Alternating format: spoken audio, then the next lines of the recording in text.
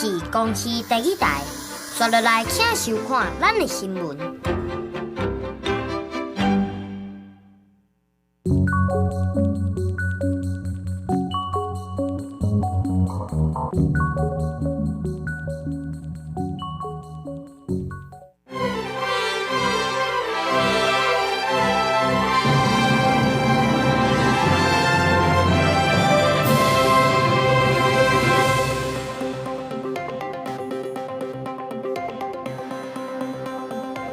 观众朋友，大家好，欢迎收看2月7日公视台下晡新闻，我是陈怡芝。咱先来看今仔日的新闻重点。立法院院长选举第一轮3党拢无过半，第2轮韩国瑜摕到54票，确定选调。咱的友邦施瓦蒂尼外交部长访问台湾，副总统赖清德接见，感谢施瓦蒂尼过去常常为咱发出声。消基会抽验市面11项菜头，其中5件农药残留无符合规定，包括全联卖中国菜头，目前已经落架。新闻一开始，先来关心今仔日是立法院正副院长的选举。国民党派韩国瑜刚起行，民进党是派尤锡坤甲蔡其昌，民众党是派黄珊珊。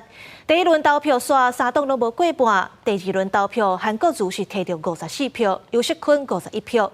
国民党的韩国瑜是确定当选立法院长，民进党尤锡坤院长连任失败，已经发出声明，要甲立委这个位辞掉。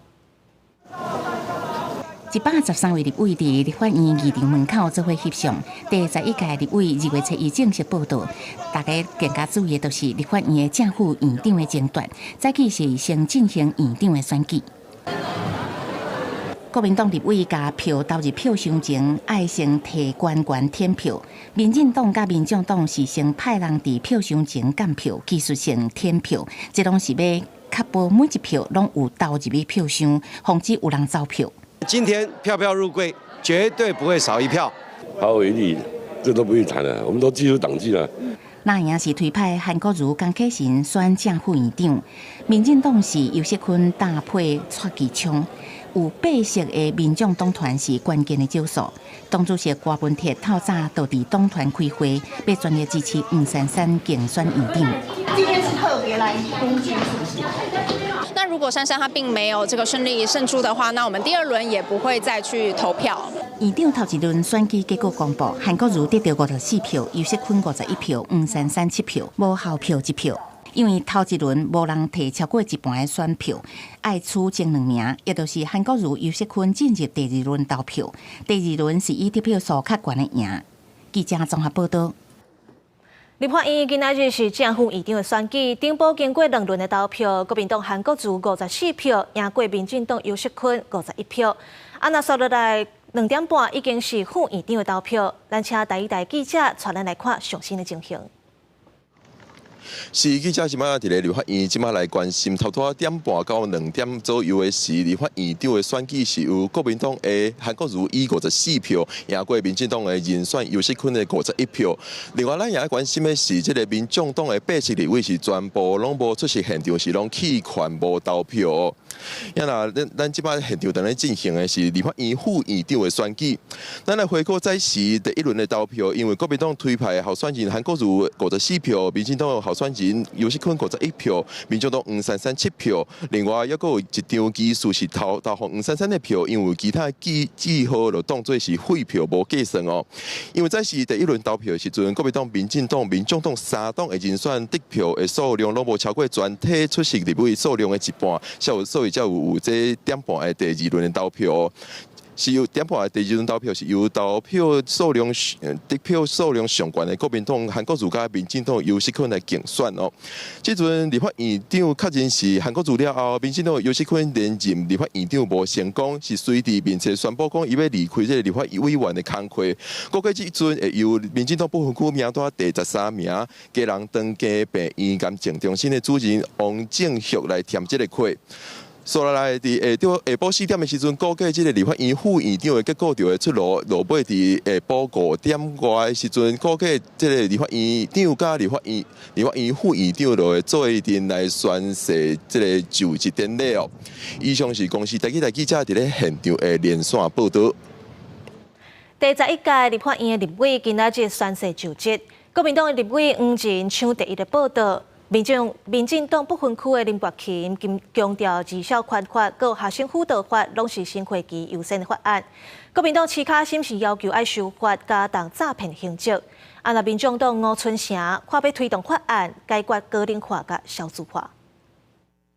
第11届立法委员当选人伫早起宣誓就职，立法院也铺红地毯迎接。国民党的台中市边地原住民立委黄仁抢着头香，抑搁伫咧联防背板顶头签名，院方是赶紧甲伊撤掉，不过希望会当看会出分量。非常抱歉，无心插柳了哈。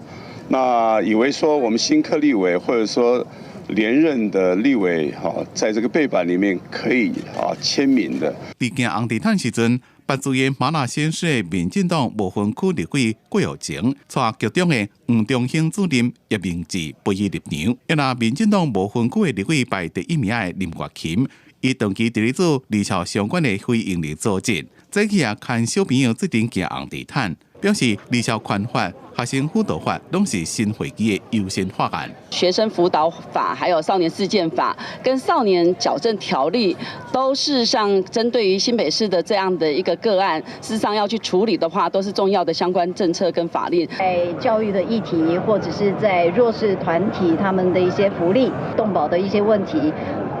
以及文化产业的问题，这些都会是在我任内当中第一首要的会努力的一些方向。亦那国民党的立委当选人徐嘉欣，伊目标是要入外交国防委员会，关心两岸议题，也强调怎么诈骗真严重。加重刑责是正重要的。诈骗的事情出现了，已经非常的愤怒。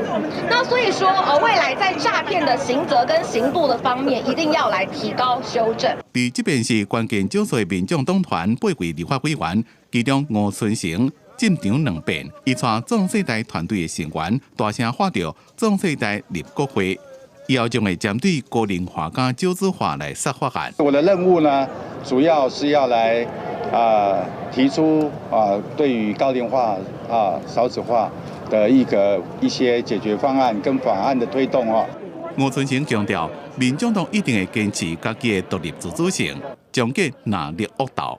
记者综合报道。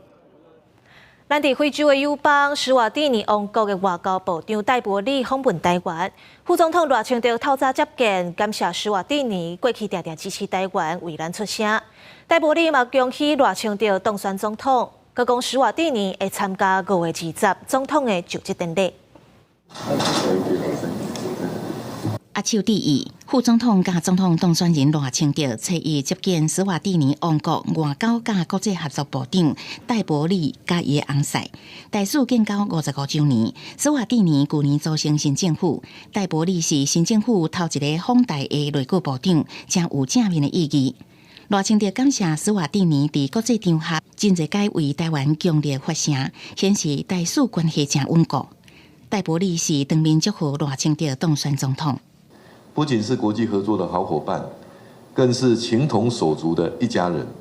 本人为两国长久深厚的情谊感到自豪，也深信两国双边关系在我们共同努力之下，将持续深化紧密。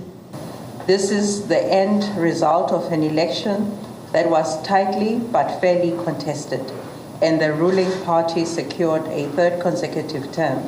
Congratulations, President-elect. 戴博里讲，施瓦蒂尼绝对会缺席520总统就职典礼，也会持续协助台湾争取国际认同。戴博里这届要甲外交部长吴钊燮共同签署两国外长联合声明，搁再声明大使两国坚实的邦谊。针对中国打压咱外交，南太平洋友邦图瓦卢要组成新政府，敢会影响台土邦交？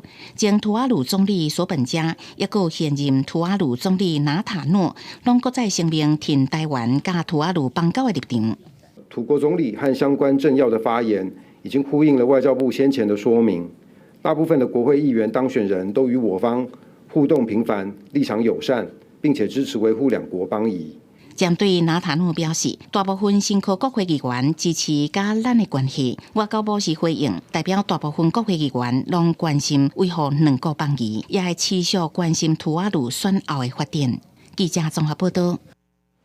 台积电打算要伫德国设厂，嘛带动周边国家的半导体产业发展。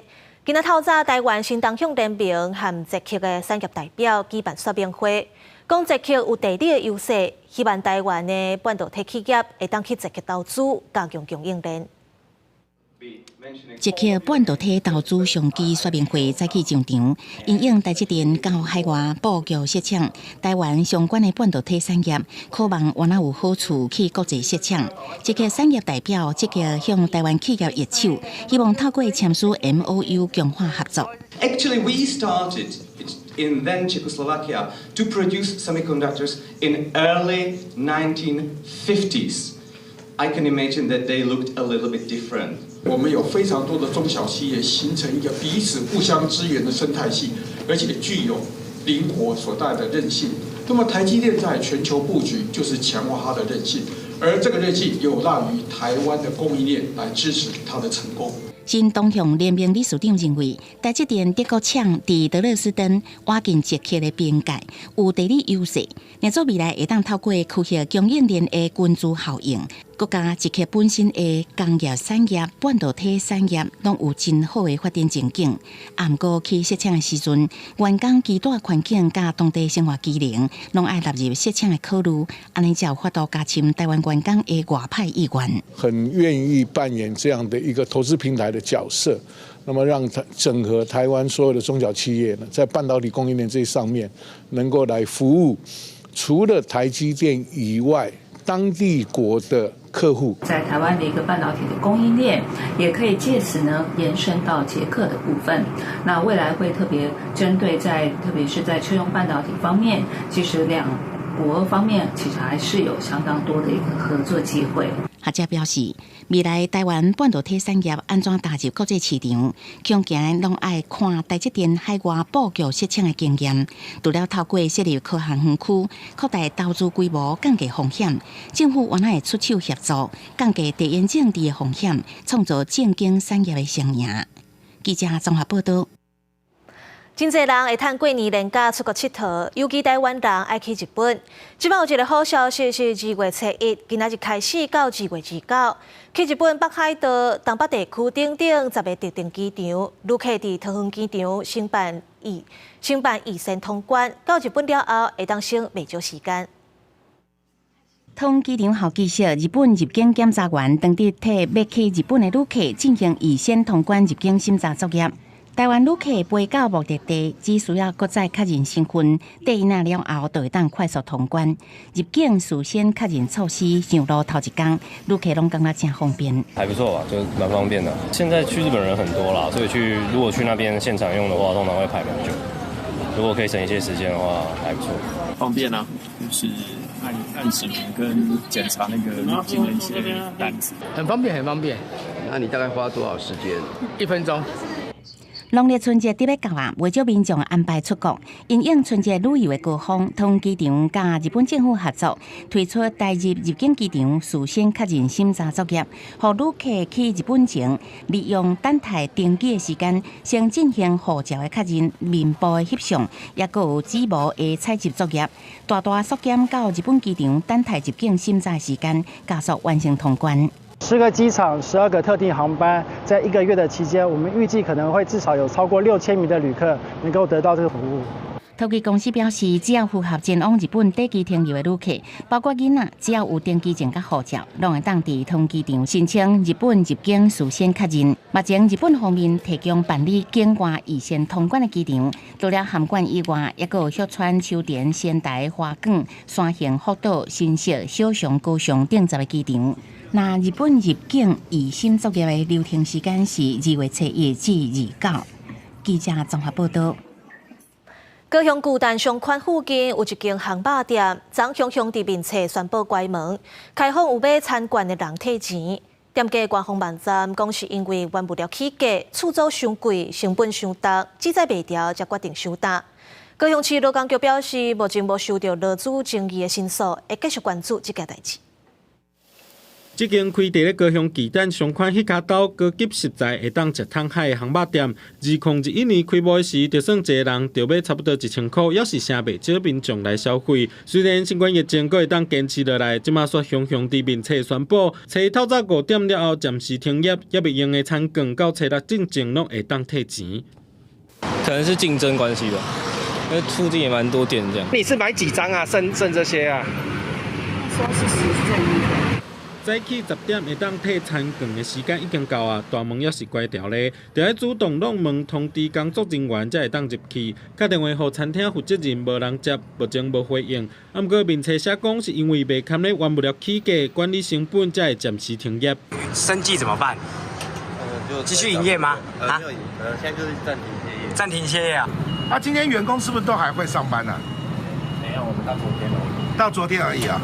要晚年啊，餐厅煞宣布暂时停业，员工雄雄无透露。劳工局表示，目前也未接到劳资争议申诉，会继续关注。嘛，呼吁雇主咧营运的时，都爱大声考虑员工的权益。若有劳动权益的问题，嘛会当咨询反映。记者综合报道。即马菜头当咧大出，消基会去抽验市面咧卖18件产品，有5件农药残留无符合规定，其中4件是超市卖。亲像全联卖中国菜头有验到农药超标，全联表示已经落价啊，未来会加强检验。实地回购的所在白菜头正营养，将在民众拢会买来煮食。不过，最近消基会伫咧六都甲南投关顶市场、农会超市，也有连锁超市卖白菜头来做市面上农药残留调查测试。结果18件样品内面，10件有农药残留，5件无符合规定。伫咧其中有4件是来自超市，1件是全联所卖的中国白菜头，每当验出的农药分布泥也超过标准。分捕泥这种农药啊，对甲壳类、蚂蚁啊、白蚁这部分有杀伤力哦。用在这个杀虫剂，对鱼类啊或水中的水生的这个无脊椎动物部分啊，是算是一个剧毒啊。那如果人类啊，是长期累积吸收这样的一个农药，肝肾还有甲状腺方面的伤害。消基会讲，对检测的结果来看，白菜头验出农药无合格比例是28%，有关偏悬。伫即马正多是大出的时阵，表示白菜头农药残留的情形有关无改善。而且这回验出的无合格农药拢是砂糖剂，残留农药含量拢超过安全用准量的，是违反食安法。依照规定，适当罚6万以上2亿以下。是请主管机关呢，应该加强它的一个抽验查验的一个密度啊。买回来呢，就把那个头切掉，因为大部分的农药的残留呢，大部分都是在那个头的。能够削得深一点的话，把第2层的那个苦味的那个皮的部分削掉，那就不会有苦味的这种状况哦。对有问题白菜头商品，全联讲已经伫第一时间拢落价，当规个蔬菜水果，因逐工拢会做相关的农药快筛检测，会继续加强相关的作业，替消费者把关。记者综合报道。前一阵受到寒流影响，佮因为病虫害关系，今年的草黄产量减少，价小称悬，品质上好的挂价1公斤超过400块。因为即马晚年爱做糕仔饼，这草黄的价小暂时应该是压袂落来。来到台北农产运销公司1楼的水果摊，这主要是咧卖高级的水果礼盒，像这为日本德岛市来的草莓、桃、青青保持新鲜度，逐粒拢真细腻，保护好好。个为熊本来的草莓看起来嘛是真好食，不过国产的草莓等都是数量少，除了因为今仔是休市无到货，大想讲价上嘛比去年贵真济。比较贵啦，你有钱就买得到了，没有钱就买不到了。根据北农1月31号的拍卖介绍，国产草莓上价10公斤超过400块，来到409，中价276块，下价143块。农业部表示，主要是将一波寒流造成烟蒂型的受损。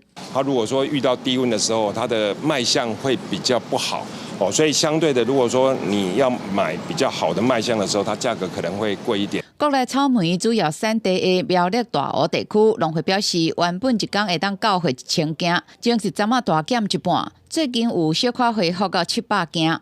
除了寒流，前个时阵天气热，嘛有病虫害。目前市场游园是供需失衡。有点供需失调了，需求的还是比较大。其实糕饼类因为用量很大，产量还不足以供应市场的需求。农会表示，天气热减产3到4成，寒流佫造成灾损。草莓起价有6种因素，估计今年草莓应该是暂时维持伫关价。记者林志明、吴家宝台北报道。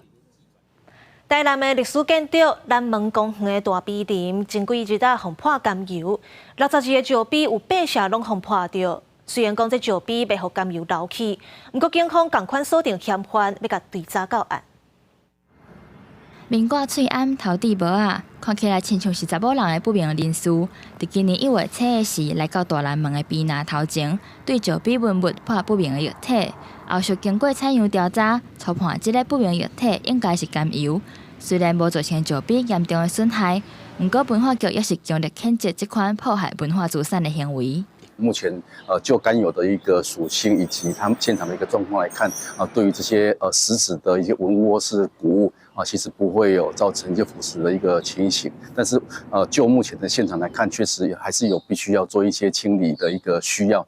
代志发生了后，台南警方嘛积极查访，目前已经锁定对象，要追查这个不明人士到案。泼洒的涉嫌人也由本分局立即成立专案小组。已掌握涉案的影像，全力查缉当中。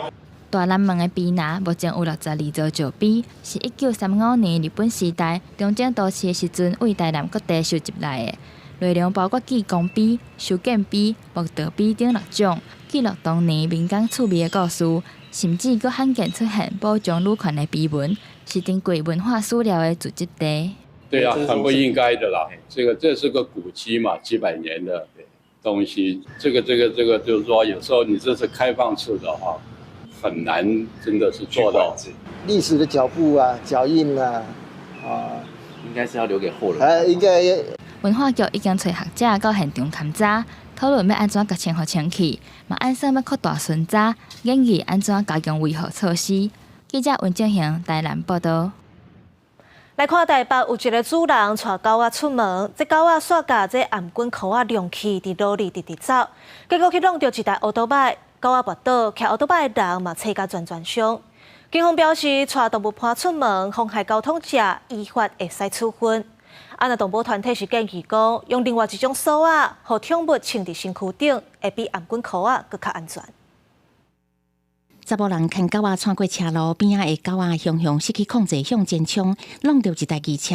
狗仔甲骑机车人拢摔倒伫涂骹，连几落连。原本狗均以细绳牵着，但突然挣脱，与机车发生车祸。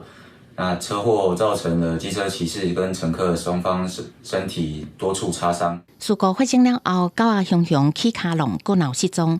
骑机车人甲乘客拢去找着路着。事故是发生伫台北市树林40岁4年的饲主，顶个月13早起10点外带宠物出门，虽然有下颔箍啊，不过狗仔煞连开，唔再引起这个车祸事故。我们戴项圈的时候不会拉得太紧。就是扣的不会太紧，因为会担心狗狗不舒服，所以如果使用项圈带狗狗出门散步的话，比较容易有挣脱的情况。外出都会建议大家使用胸背带。准公依法无限制看守的类型规定，只是动保团体点出颔箍啊看守啊较会去连开，建议使用胸背式较安全。因为看法规记载，宠物上街路除了道交条例会当罚，按照台北市动物保护自治条例，会当罚相关1万块。我们自己内部会讲说这种的话，就是2个规定，一个是动物出入公共场所应该要有7岁的人陪同。然后另外一个的话，就是我刚刚说的，就是出门要系牵绳的适当防护措施。狗仔出门，只要无人陪伴，也是无防护措施，拢有可能造成疏失。敢若台北市看狗仔无下锁啊发生代志，去年超过100件，若讲面临裁罚，发生事故，也有可能有刑责，狗仔也有可能因为安尼受伤。记者综合报道。有一个邮差邮务士去告邮局，讲伊自控年进前的奖金拢无算入去薪水内底，影响到伊的退休金。法院1审、2审拢判中华邮政败诉，要补93000的退休金给伊，嘛袂当阁上诉。不过交通部说讲，因真事总处的看法和法院的认定无同，今仔要阁开会讨论，引起工会不满，要求行政院莫做歹模范，带头挑战司法。绩效奖金1列平均工资，政府欠钱不要欠过年。工会团体来到行政院大门抗议，就是因为中华邮政一位邮务师王耀庆，提到公司2005年到2019年之间，无甲绩效奖金等等列入薪资来算提半落退。法院1审2审拢判中华邮政败诉，要补8到9.3万的退休金给王耀庆，而且袂使阁上诉。但是主管机关交通部部长王国才所表示，民事总处的解释令和法院的认定无同，要伫2月初1开会讨论，引起工会团体不满。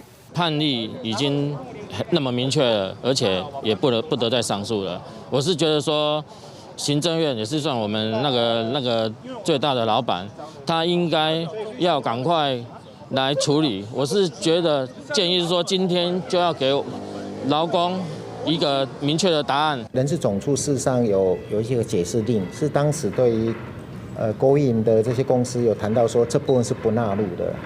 所以我想，基本上现在交通部的相关单位都是按照这样不把绩效奖金或可考核奖金放进去。出面小天的桃园市产业总工会强调，根据法官的认定，无论是绩效奖金还是夜点费等等，拢是劳工付出劳务得到的，应该爱列入薪资。工会团体要求未来也要全面列入薪资，避免类似的劳资争议继续造成司法资源的浪费。中国石油以前也有这个有关夜点费，也是透过上百个我们这个石油的劳工去做诉讼，最后才认定这个夜点费应该要算为工资。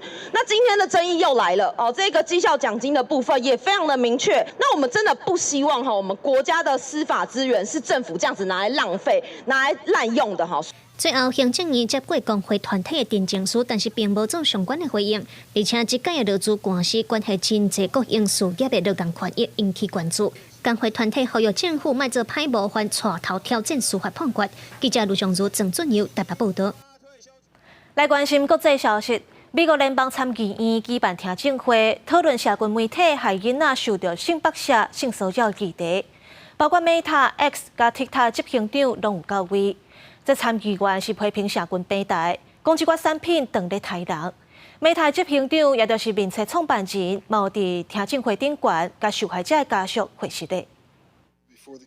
5位社群平台的头家拜三出席美国联邦参议院听证会，民主党籍的司法委员会主席杜宾因此非营利组织的资料指出，金融性勒索行为正伫咧快速增加。听证会开始进前，也个先放一段受害儿童甲家属的影片。参议员格兰姆批评社群媒体是双手百会。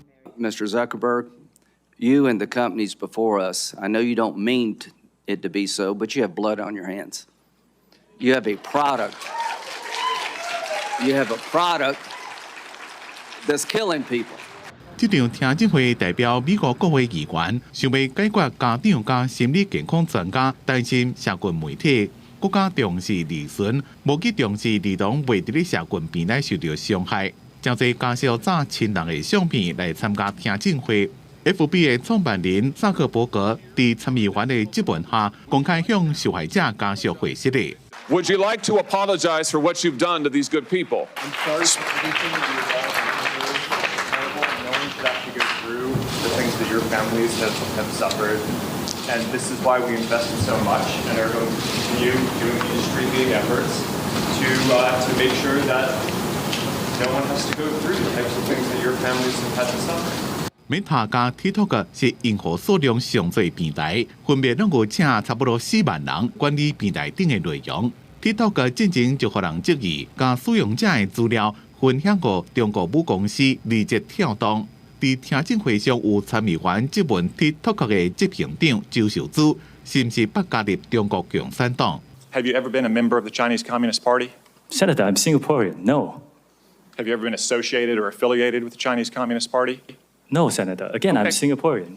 伫听证会结束了，一寡家长聚集伫咧国会外口，希望国会赶紧通过立法，追究社群媒体公司的责任。有家长认为，经由这寡证词，怎么正是时阵通过儿童网络安全法案。公司新闻陈伟林编写。美国的联邦调查局 FBI 警告讲，和中国政府有关系骇客打算要攻击美国的关键基础设施，要对美国人的日常生活造成伤害，佮要用同款的出头毁掉美国协助台湾防卫意愿。那中国外交部针对这件代志暂时是无发表回应。 美国联邦调查局局长瑞伊一个国会提出警告，讲中国的骇客将甲攻击的目标锁定伫咧污水处理厂、电网、石油、甲天然气管线，抑个交通这款重要的基础设施。There has been far too little public focus on the fact China's hackers are positioning on American infrastructure in preparation to wreak havoc and cause real-world harm to American citizens and communities. They're not focused just on political and military targets. 就伫瑞伊警告时阵，美国官员宣布阻止中国一遍大规模的骇客攻击行动。CISA teams have found and eradicated Chinese intrusions in multiple critical infrastructure sectors in Chinese military doctrine to attempt to induce societal panic in their adversary. Many pipelines disrupted. Telecommunications going down so people can't use their cell phone. People start getting sick from polluted water. Trains get derailed. This is truly an everything, everywhere, all at once scenario.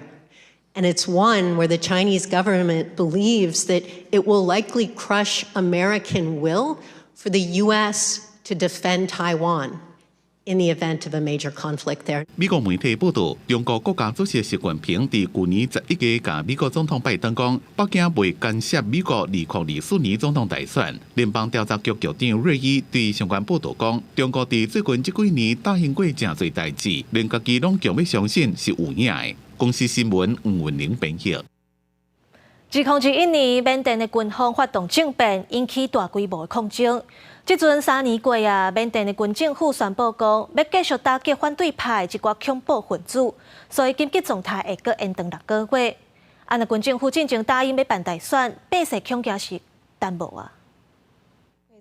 缅甸广播电视台用即时快报报出军政府重大决策，正伫咧实施的国家紧急状态，搁再延长6个月。军方声明讲，紧急状态无法度解除，是因为一日甲全国各地武装反对分子对抗，抑搁伫咧继续，局势无正常，而且继续打击恐怖分子。另外，国防安全委员会伫咧首都奈比多的会议，讨论举办多党选举的准备，加全国人口普查，不过并无提供更加侪细节。军政府正面临着3年来上大的挑战。少数民族武装团体加反对军政府的分子，伫咧去年底一波新的攻势，占领一寡军事地点，抑个城市。联合国统计，缅甸有差不多230万人无家可归，边个国家想要做中人也无进展。军政府讲袂甲恐怖分子谈判。Some 18.6 million people in Myanmar. That's 1/3 of the country's population. Urgently need humanitarian assistance. That's compared to 1 million before the military takeover 3 years ago. 政治犯援助协会讲，自从军政府2022年2月7日军事政变到即马，已经有超过4400人被杀害，差不多2万人因为政治观点被逮捕。伫咧前军事统治时期所起草的2008年宪法，要求执政当局伫咧解除紧急状态了后6个月重新举行选举。即马宣布紧急状态搁再延长，也表示本来要办选举的承诺已经跳票。公司新闻黄文玲编辑。镜头转来到国内，过年进前大摒扫外地的家具，就要叫清洁队来收。不过台中太平昨有翕到清洁队直接伫粪扫场咧烧碰床。这环保局表示是包商趁清洁队休困之大入来的违反规定直接烧碰床。环保局讲会甲包商解约，上当无可能会罚这包商10万块。两个查甫人用假丝喷火，直接伫咧烧废弃的箸纸，现场直直呛乌烟。代志就发生伫咧正月31中昼12点左右，地点伫咧台中市太平清洁队的粪扫场，附近的民众看到拢感觉真喊过。清洁队讲，迄是包商家己做的。因为最好还是比较少，就减少那个2氧化碳。想不到厂商就利用这个时间来突袭就利用我们人都不在的时候，来这里就用便宜形式就用火烧的方式处理。初一早起，消防局的人员会同清洁队，佮有包厢，登去到现场来理清事情。环保局表示，正月31迄天是拜三，清洁队休困。伫咧去年12月15日拄签约的包厢，家己到场去烧スポンジ，已经违反着契约内底有写着爱用人工也是机械方式来拆スポンジ，所以因要直接终止契约，而且依照空污法来告发，相当会当罚10万。已经违反了空气污染防治法，依照法令的规定，我们可以处他1200块元以上到10万元以下的一个罚款，所以这个部分我们会依照合约立即来跟他做解约。现在台中这一阵子空污都还蛮严重的，在中南部哦，那公家单位应该是要依法来处理这件事情啊，不应该让清洁队用这样的方式来处理这些废弃物。其实太平清洁队伫咧2018年嘛发生伫咧外口直接烧スポンジ去互民众检举的代志，环保团体就批评中部的空污问题无法度解决，公部门煞带头来违法烧物件。环保局强调，目前拢要求清洁队应该爱用铁的来处理スポンジ，所落来嘛加强督导厂商。记者综合报道。基隆的东华广场为今仔开始交予美丰集团接手来管理。不过，服装品牌 NET 讲，这个商场的2楼到4楼是因规划起的，因批评市府违法转移产权。那基隆市长谢国良是强调讲，东华停车场和商场的产权所有权是市府的，不过伊嘛尊重 NET 来提告，伫法院讲好清楚。对，如果时间来得及的话，我会做处理。1月31日下晡，基隆东华商场，市府代志公司甲美丰集团要做慈善的点交，不过现场的气氛看的是真紧张。大日也正在跟市府去提起诉愿，继续争取这2年的营运期。所以我不晓得为什么市府要在这样的状态之下，还是坚持要继续招商，要把不属于基隆市政府产权的部分强行点交给我们的微风广场。我们昨天下午跟晚上分成2个部分，逐步的进行点交。基隆港基隆市长谢国良召开记者会，宣布东华商场完成点交。东华商场标出来这个产权的纠纷，是经营卖衫的牌子 NET 的主妇公司主张讲，2楼到4楼的建物是 NET 规划起的，不过市府煞是抢去佮移转，并无合理。不过市府强调讲，产权是归市府所有。为什么一个在政府的土地跟建物加盖的一些设施，会永久的可能变成其他厂商的一个所有权？律师表示，市府104年甲代志公司签署 OT 合约，经过市府同意会当改善甲扩建，而且由代志自费。109年营运期满，商场就爱无条件移转予市府，一直到112年，NET提出民事假处分的申请。市府才知影NET主张讲，这全部拢是因家己出钱的。不管这个案子是 OT 案还是 ROT 案哦，它最后都应该要移转为市政府所有。对基隆市政府来讲，它唯一的缔约对象只有大日公司。相关的争议目前已经进入司法的程序，市府表态支持 NET 提出诉讼，希望会当由司法来理清案情。嘛感谢 NET 敢若主张无共款的意见，并无起卡动手的空间，互点交顺利进行。一直到新闻结果的时间，NET 这边还未做出进一步的回应。记者综合报道。龙年要到啊，高雄美术馆推出特展，邀请南台湾40间学校带学生去社区采访，找找家乡的文化色彩来创作。学生囡仔透过彩绘铃来记录故乡的特色。那么，做伙来看这1000只彩绘铃。一只是彩虹绘龙，展示伫壁边，每一间学校彩绘色水拢无共款，嘛展示家乡特色。亲像屏东县的文字国小，当地上有名就是海产。老师带学生实际到勇士区采访，互因有深刻印象。透过五官甲在地连结，选出各种代表色水来彩绘这只龙。黄色的是迄个台湾栾树的花，爱着甲伊加入。啊，迄个白色的颜色是加石板的鳞片，安尼三个加入来就有阮仔的特色。用阮家乡的特色来画这个感动龙。配合农年要到啊，隔壁馆甲民间做伙举办感动量的创作，斟酌欣赏这摆作品，会使看到南台湾自然景观、古迹、宗教甲美食，拢真有台湾的特色。而且今年阁有美国的原住民学校参与，创作过程中相好的学生交流，互相认捌两个的家乡。有这种红木的棕色哈，那我们不甘示弱，我们说呢，我们也有寿山上面的猕猴的棕色哈。那他说，哎呦，你不知道我们的红木森林里面到处都爬满了 banana slave 哈，就是一种香蕉蛞蝓的黄色哈。这摆展览唔拢总有40间的学校参与合作，展出超过1000件的作品。另外，展览的空间特别是用龙的身躯展现，原来乐器如何配合驾成龙年。记者钟义辉、邱朝阳高雄报道。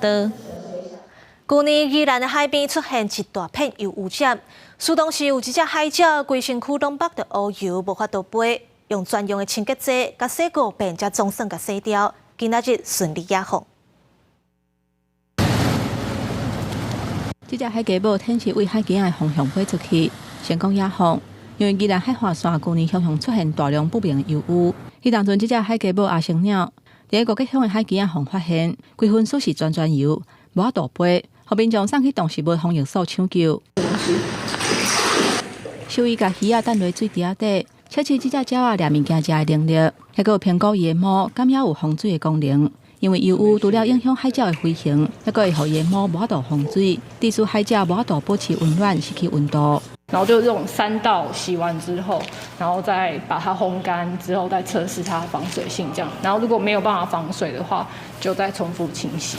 因为海鸡母无鼻孔，要控制分尸真困难，所以要清除分尸顶的油污是真无简单。同时，防疫所上网参考夏威夷动物救伤协会经验，买洗油污专用的清洁剂，用无共比例分几啊届甲伊洗5遍，总算才甲分尸顶的油污全部洗清去。是给他在池子里面游泳，看起来状况都非常不错，而且体重也增加了，已经增加到2点多公斤，所以我们才决定要野放。透过这个经验，防疫所会甲清洁剂比例记录落来优美。不过海鸡母是属于罕有性的海鸟，真少接触陆地，伫台湾嘛真罕见。伫海顶数量是真济，不过因为人为的污染，算是对这种的海鸟造成生命的威胁。而且为救治到成功野放，过程是真无简单。显示人为的活动破坏环境甲生态，要复原是真困难。记者综合报道。国际骹球总会明年要办第1届世界杯女子室内5人比赛，亚洲有3个名额，咱台湾嘛想要抢门票。这礼拜伫台东体育中学要办中等学校5人骹球赛，准备要选国手，争取明年参加世界杯。5人制骹球比赛，只要有5个人以上，就会当组一队。因为少减化的关系，这项运动这几年伫国内真时行。中华民国5人制骹球协会统计，到目前为止，国内已经有超过200支队伍。初一早起，全国中等学校女子5人制骹球联赛伫台东体育中学开幕，要为比赛当中选出优秀的选手，争取明年参加国际骹球总会举办的头一届女子室内5人制骹球世界杯。我们也不敢说我们明年一定有机会拿到这个世界杯的门票，但是我们不启动哦，一定不会有办法达到这个目标。这届联赛敢若有7个队伍来报名，球队教练表示，5人制骹球比赛对咱国的选手真有优势，因为场地无大，球门嘛较细，适合亚洲人的体格。亲像这一场，台东联队对战嘉义市的天津队，双方球员几啊届挖进对方球门，拢去队员甲守门员化解。地主台东联队的教练表示，东部的女子球员从细汉就开始踢骹球，而且体力好，就有机会红选入去国家队。体能上面总是会优于西部的选手，因为原住民的体能来说真的相当优秀。中华民国5人制骹球协会表示，目前国内5人制标准的骹球场还佫无够，而且还佫需要培养球员。另外，选手的薪水待遇嘛较低，若去用选做是国手，就有可能爱甲工课辞掉。收入会减少，争取袂到好的球员，这嘛是需要重视的问题。记者综合报道。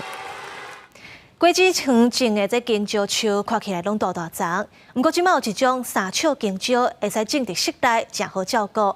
毋若看水，更会当结出一喙大细金蕉。黄金金的金蕉，毋若营养阁好食，也阁会当做真济加工食品。就连青的金蕉，嘛会当用来做料理。毋过即卖也有一款细长的金蕉，会当种伫咧骹内底看水。第一个，它可以净化空气；第二个，这个香蕉的高度呢不高，那在室内的这个时间呢，绝对可以超过半年以上。那每天呢给予一点水分，只需要窗台边的一些微量的阳光呢，它就可以长得非常好。这就是台湾金蕉研究所所培育出来大约100公分悬的三尺金蕉，做室内观赏植物，好照顾，佫会当改善室内空气。如果你想要让它结果的话，记得把这一个盆栽拿到户外去，换个大的盆子，让它有这个光照，我们就能够顺利的抽穗，还有结果。另外，若是选去种伫咧户外，嘛同款会当种出细条芳甜的金蕉。研究所希望这款金蕉会当互大家亲近食物，为生活办公环境带来放松的效果。记者综合报道。来看屏东的大前科技大学宠物美容系有开一个宠物料理课程，结合营养学佮有煮食的技术，互学生设计适合宠物伴食的健康料理。现代人兴饲动物伴，根据农业部的统计，咱国内登记的宠物有300多万只，已经超过15岁以下囡仔的数量。相关的产业嘛愈来愈多元。屏东大林科大宠物美容系就有一门课程，结合营养学佮煮食的技术，教学生做出适合动物伴食的健康料理。我们从食材开始我们都是去菜市场采买，那我们是买有履历的，然后新鲜的，然后我们经过最重要是低温烹调。我们把营养素让宠物吃到。动物无亲像人，啥物拢会当食，除了爱用天然的食材，营养的分配嘛真重要。讲师表示，亲像鸡肉、番薯、鸡卵等等，拢是袂歹的选择。只要掌握用料的美感，就会当做出无同变化的宠物料理。我们今天主要的食材是鸡胸肉跟地瓜，那外层的话是我们的马铃薯。那杯子蛋糕里面有加鸡蛋，它吃起来有点像是婴儿副食品，可以更深入了解，就知道那些狗的可以吃的色素是用什么调出来的。就例如红色就用甜菜根粉之类的。宠物料理嘛会当加入创意，设计各种造型，互动物伴做伙享受季节的气氛。上准宠物的商机，校方希望透过多元的课程，培养学生的专业，强化因伫咧宠物产业的竞争力。记者综合报道。台北国际动漫节今仔日起稿，主办单位表示，今年规模增加大约4成，会当讲是有史以来规模上大的一届。这届现场嘛有设立 VTuber 专区，有侪来自台湾的虚拟角色，希望民众会当尽把这寡来自台湾的创意。背面，一直说阿嬷快看后面开什么啦 ？VTuber 等咧开直播，耍电脑电动，互观众看。VTuber 是一种虚拟人物实况直播，用电脑镜头监测人的动作，操控虚拟人物参观众互动。今年的台北国际动漫节特别设 VTuber 专区，点出侪台湾原创 IP 的 VTuber。很多动漫 IP 大量的除了动画化之外，也大量的跟一些像虚拟的一些偶像。或者沉浸式的体验来做合作，所以其实文策院大概从去年开始，我们也很积极在鼓励台湾的一些做虚拟偶像 VTuber 公司，看是不是透过文策院的资源，可以跟日本、韩国相关的一些企业来做一些技术交流，甚至于文策院也不排除来进行投资。台北国际动漫节已经行到第12届，现场人阵是叉，排队的人阵一路延伸到世贸1馆的外口，就通知影动漫伫台湾是真有商机。主办单位动漫出版同业协进会表示，今年的规模偏去年是大量成长。我们共有110家的优秀厂商参展，总共有近800个优秀的一个摊位。那跟去年比较起来的话呢，我们成长了约4成，应该几乎涵盖了ACG 产业的相关的业者。可以说是历年最盛大的一次。指导单位的台北市政府表示，估计这摆的展览通有2亿以上的商机。动漫出版同业协进会也表示，透过这摆的展览，通互更较侪优秀的原创作品，互民众知影，也通促进台湾原创作品的发展。记者郭文婷随台北报道。巴肚主动脉瘤若破去，这死亡率有6成遐悬。南口中家病院真正有收一个80岁患者，因为巴肚主动脉瘤破去，分别休克，巴肚出血嘛真严重。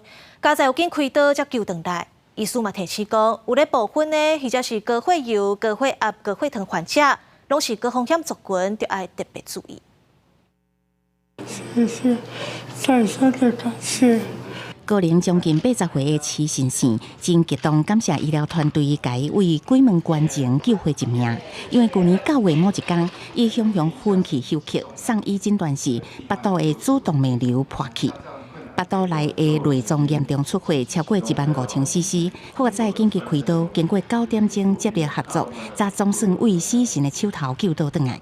目前生活会当自理，无问题。左脚比较抬不起来了。现在只有这一个症状，其他的都还好。现在我走路这些都可以走了。受治病患的南口中间医疗团队表示，巴肚的主动脉瘤就若亲像身躯内稳形杀手，发生率将近1成，大部分无啥症头，啊，毋过若是破去，死亡率会达到6成，而且往往以后真差。若是爱食薰的三观族群，也有男性以及65岁以上的长辈，拢是属有高风险族群。徐先生这个情形其实是非常非常的棘手中的棘手，因为他是整个破出去后腹腔。那我们后腹腔其实都是一些软组织，所以等于是说没有一个墙壁很坚硬的墙壁挡住那个血块，所以那个血会一直流到他的后腹腔。医疗团队提醒民众，5公分以下的巴肚主动脉瘤大部分无啥症头，啊，毋过若是动脉瘤大超过5公分，破去的风险就会提高。所以提醒民众，若是出现巴肚痛、脚趾痛、腰痛这症头，都要提高警觉，也是就医详细去检查。嘛建议高风险族群应该定期追踪检查，才会当有效降低死亡率。记者综合报道。美国加州因为烤花溪水大窟窟，三文鱼的产量嘛大减。去年因有下令禁止商业扒鱼，为着要抢救三文鱼的生态，加州的州长有答应要把水坝拆掉，维持溪水的水量，让三文鱼会当继续生态。渔民伫旧金山海峡钓到真大尾的三文鱼，这款的场景恐惊会愈来愈少。加州最近这几年烤花，地处正水的三文鱼数量是大减少。为着保护三文鱼的生态，互因重新返去山区的溪流生卵。加州毋但伫去年取消了海洋三文鱼的活动，州长纽森伫拜二嘛挂保证，会伫入内完成几项艇渡或者是涉过水坝的计划，希望互三文鱼有好的生态环境。And it's all around making sure that we bring back that original habitat, we bring back sort of the natural ecosystems, and again, we partner with the tribes that understand this better than anybody else. 纽森顶一日去红埔郡的草原溪视察，在地原住民嘛对恢复当地生态有真大愿望。The Prairie Creek Salmon Restoration Project is an amazing project here in the town of Orick, in what was formerly known as the old Orick mill site. And the idea and the vision was to restore this once beautiful habitat back to being salmon producing again. 加州伫瓦奥勒港州的边界，上届受到关注的，就是克拉玛斯河四座水坝拆除的工程。目前已经把第一座拆掉，不过除了拆水坝以外，还佫需要充足的水源才会使。安怎说服农民减少灌溉用水，是纽森另外一个抢救三文鱼生态都要解决的难题。有环保组织批评讲，就算加州已经展开大量彻底恢复的计划，不过就目前的观察，三文鱼的产量并无明显增加。公视新闻张惠敏编译。罗西亚的加里宁格勒有一个真假意鸟的小店，当地超市阁有一只真出名的鸟仔。不过最近因为店内饲鸟，防检机构违反卫生条例，所以店内就拢看袂到这只鸟仔。这卖场感觉真可惜，都有6000多人联署，希望让这只鸟仔回来继续做店员。倒伫塘边看风景，有时阵接近卖场压一手，英雄无代志落来算钱，搁食瓜，鱼子上点心，就是小店网红店鸟，世界朴实无华一天。捌伫街仔头流浪3年前开始到泽连诺格拉兹克这间超市讨食面，顺势店面愈店愈久，店家顺势将其收编，搁拍广告甲规律，为防止年度最佳员工。Оставался, мы сделали ему рабочее место, он стал нашим сотрудником. 虽然祖国疫苗也拄过糖，不过世界无偌久也是互人检举违反卫生条例。当局禁止伊入去店内，店了饭碗一年肉都无去，卖将进门看无世界，拢食唔甘。人客伫店内排队写批要求互世界复职。网络顶悬的相关人数超过6000人，拢望伊赶紧倒来。Ну, потому что котик симпатичный. И он как бы символ Зеленоградска и символ, наверное, уже магазина. Поэтому подписываю. Мы, честно говоря, нам очень интересно посмотреть на человека, который наябедничал на кота. Вот просто скажите, каким надо быть душнёй. Люди ждут возвращения, спрашивают, когда вернется кот.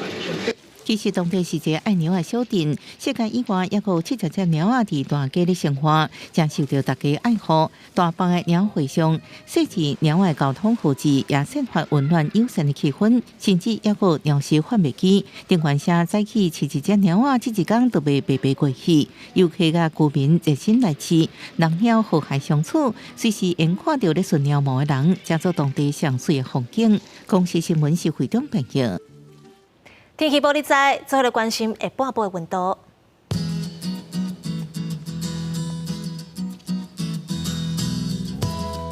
北部地区20度到28度，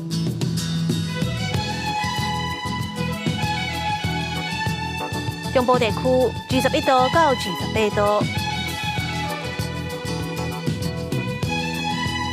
南部地区23度到29度。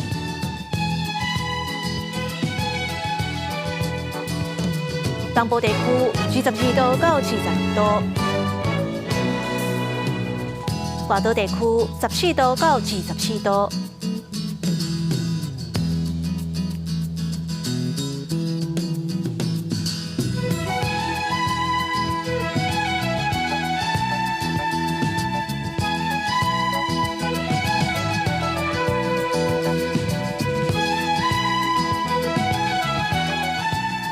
感谢你收看今仔日的下晡新闻，我是陈怡芷，明仔载同这个时间，咱再会。